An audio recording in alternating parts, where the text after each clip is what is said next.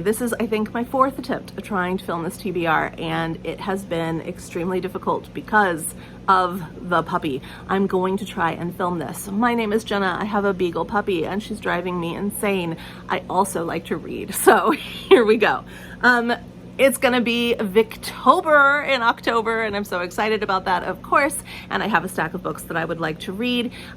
If I get through them all, I will be super pleased, but I also have a lot of I have multiple choices for several of the prompts, and every book that I am gonna show you does fulfill one or more of the prompts. And if you want to know the breakdown of that, you can go to my Instagram, Chicky Loves Books, just like my YouTube channel. I have already posted this stack and explained which book fulfills whose prompt. So first of all, I would like to do a reread of Deerbrook by Harriet Martineau. This is a super fun book. It's hard to get a hold of. I got my copy off of Abe Books, but you can get those print-on-demand copies off of Amazon or other places like that. It is an accessible book, but just maybe not in a easy-to-read format. The first time I read it was one of those print-on-demand books, and if I hadn't been loving the story so much, I would have given up because the actual interface of the book was really, really tough to read. But I'm glad I got my hands on a Penguin copy, so that will be good. Then I've got one that I'm super excited about. This is Miss Miles by Mary Taylor. You may or may not know the name Mary Taylor. Mary Taylor was one of Charlotte Bronte's best friends growing up in childhood and into adulthood. And so I'm super excited to read this book by Charlotte Bronte's friend. It is a feminist coming-of-age novel. I'm going to read one or more of the short stories by George MacDonald that are found in the collection The Grey Wolf. I am going to read The Moonstone by Wilkie Collins. This will be my first time reading this book. Wilkie Collins and I have a kind of love-hate relationship in that I love The Woman in White and have hated everything else I've read by him. So I'm hoping that The Moonstone will be a hit. I'm a little trepidatious about this one. In fact, no, I'm a lot trepidatious about this one. This is The Mayor of Casterbridge by Thomas Hardy. I do not like Thomas Hardy, but this is the group read, and I'm not familiar with this book, so I decided to go ahead and give it a go. I will DNF if I need to. I'm going to read for the poetry prompt the selections of Gerard Manley Hopkins. I love Gerard Manley Hopkins, but I'm not familiar with all of his poetry. This is, of course, not all of his poetry, but it is more than I have read in the past. I'm also going to read Uncle Silas by J.S. Lafanu. I have previously read Carmilla and some short stories by Lafanu and really enjoyed it, so excited to try that again. And then I'm going to read Elizabeth Gaskell's Wives and Daughters, which is one of my very favorite BBC miniseries, but I have never read the book.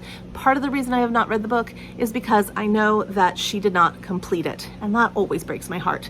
But it's okay. I'm gonna give it a go. There are some books that I need to read for the month. I'm going to, call me crazy, read all of Dickens in publication order for a second time. And this time I'm going to do it not alone, but with Katie from Books and Things. She's hosting a, I think, 2-year read-along of all of Dickens in publication order. And it starts this October, November with the Pickwickians. So the Pickwick Papers, oh, thank you. The Pickwick Papers are the first novel published by Charles Dickens. They started out as sketches by Boz sorts of things and turned into a cohesive story. So I know what I'm getting into. I know that I love the Pickwickians, and I am super excited to have an opportunity to revisit them again for the second time. Lola, no. Hey, no. I need to hurry. So I'm super excited to read them for the second time. I really loved my first and only read of the Pickwick Papers. I cried when it ended because I would have no more adventures with the Pickwickians. I fell in love with them. It's hard going at first, but it's very well worth it. I don't know if I'm going to start that in October or if I am going to start it in November. I know it only takes me about a month to read it. It's how long it took me the first time. I don't know if I want to read it slowly over 2 months. I don't know. But at some point in October and November, I will reread the Pickwick Papers. I also need to do a reread of Her Fearful Symmetry by Audrey Niffenegger, and I love this book. This will be my third read of it, but I haven't read it for decades, so this is my reread. It's also a spooky read, which is perfect for the season that we're in. Then I'm also going to read my birthday book haul pick for the month, was Let's Kill Uncle. So I got this for my birthday for myself last year, and I wanted to make sure that I read all the books that I got for my birthday, and this is the one that is on my TBR for this month. Also a spooky read, so excited about that. Bean's Big Book Bash pick this month is killer, but I'm looking forward to it. But it is 1,260 some odd pages long. The Catholic School by Eduardo Albanate, and this is of course a book in translation. I think there is an Italian movie version either out or coming out of this. I am really looking forward to it. I think it's going to be phenomenal. It was recommended to me by a friend a couple of years ago. I picked it up for super cheap on Book Outlet. I think I paid $3 for it, and I have just been waiting for the moment to read it. The moment never comes, so I'm glad that I put it on my Bean's Big Book Bash list. If this doesn't count for a big book, I don't know what does. Now I just have some possible reads for scary books for October. Maybe scary, maybe just spooky, maybe just Halloweenish vibes. Some scary books that I would like to read. I don't know how many of these I will get to, but I know that I want to get to them all. And I do know that I read thrillers really quickly. So these, I think, are all going to be read. Now, those could be famous last words, but here are some spooky books that I would like to read in the month of October. First off, I've got T.L. Huchu's The Library of the Dead. This is the first in a series. The second book is already out. I am late to the game on this one. Last summer I was supposed to do this as a buddy read with some people, and I didn't get to it, so I'm finally going to get to it. I've got The Nesting by C.J. Cook.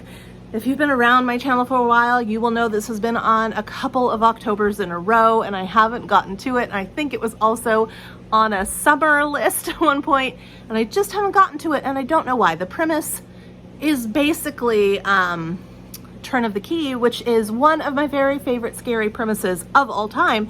And so I don't know why I haven't gotten to it, but this is the month, I'm telling you, this is the month. I'm gonna prioritize that one. Then I've got, excuse the sticker, I haven't tried to pry it off yet. I've got Not the Witch You Wed, which is just a fun Halloween vibe romance. I've got The Wicked Deep, which I've been wanting to read for quite some time. Ever since I saw Carrie Can Read talk about it, I think 2 years ago, 1 year ago, I have been wanting to read this, so I'm finally going to. Lake's Edge. I love the vibe on here, and I do tend to like to read YA during the Halloween season. I don't know what it is, but that's when I really, that time and January, for some reason, I get the most out of a YA. Speaking of YA, I've got The Forest of Stolen Girls, which was not of interest to me until I realized, I can't remember who said it, but somebody, maybe, I don't remember who was talking about it, but somebody made it clear to me that this was a historical fiction, and then I was like, yes, please. Again, I haven't taken this off. I didn't get these from Target. I got them from Book Outlet, but that's okay. I haven't had time to try and take the sticker off, but The Year of the Witching is another book that I have been wanting to read for quite some time. The Haunting of Bryn Wilder. I was excited to get my hands on another Wendy Webb. I have read Wendy Webb in the past and really enjoyed her. Are her stories the greatest? No, there are usually holes in them, and they're usually a little unbelievable and often a little too convenient, but I love the ride so much. So I'm excited to read The Haunting of Bryn Wilder. Another one that I have wanted to read for a long time, that is The Wren Hunt by Mary Watson. I do not remember who was talking about this book, but I know that this was another BookTube made me do it purchase. I actually have the second one on my shelf as well, and if I really love this, I'll just pull the second one immediately. I think that it might have been Leanne from Literary Diversions. I'm not really sure. It's somebody who's like that kind of reader who was talking about this and made me want to read it. This one I know for sure was Leanne at Literary Diversions, because this is not the kind of book that I normally pick up, but she made it sound so fun, so I grabbed it when I could. This is the Kaiju Preservation Society by John Scalzi, and this is a sci-fi. It says, when COVID-19 sweeps through New York City, Jamie Gray is stuck as a dead-end driver for a food delivery app. That is, until Jamie makes a delivery to an old acquaintance, Tom, who works at what he calls an animal rights organization. Tom's team needs a last-minute grunt to handle things on their next field visit. Jamie, eager to do anything immediately, signs on. What Tom doesn't tell Jamie is that the animals his team cares for aren't on Earth. Not our Earth, at least. In an alternate dimension, massive dinosaur-like creatures named Kaiju roam a warm and human-free world. They're the universe's largest and most dangerous pandas, and yet they're more vulnerable than you might think. It's not just the Kaiju Preservation Society that's found its way to the alternate world. Others have too, and their carelessness could bring catastrophe to both versions of Earth. So that just sounds so fun. It's not exactly spooky or Halloween-y, but I feel like reading it, and so I will. I also have 2 pre-orders that I may or may not get to. I want to, but they're both pretty chunky, so I don't know if I'm going to get to them or not. One is The Attic Child by Lola J, and the other is that collection of Miss Marple stories by thriller and mystery writers that I love. I know. Somebody out there is like, you just keep saying to stop reading, you need to stop reading short story collections, and here you are pre-ordering a short story collection, but this one's different. Don't we say that about all of the things that we love? This one's different. So before my dog knocks the camera off, I am going to say that those are the books that I would like to read, and I'm being totally attacked. Those are the books that I would like to read. Let's try this differently. Hey Lola, come here. Come here.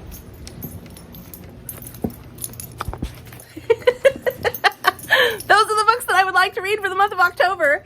And if you see anything there that you would like to read too, let me know. And if I survive this dog attack, if I survive, I will respond to your comment. Bye. Let's go read if I survive.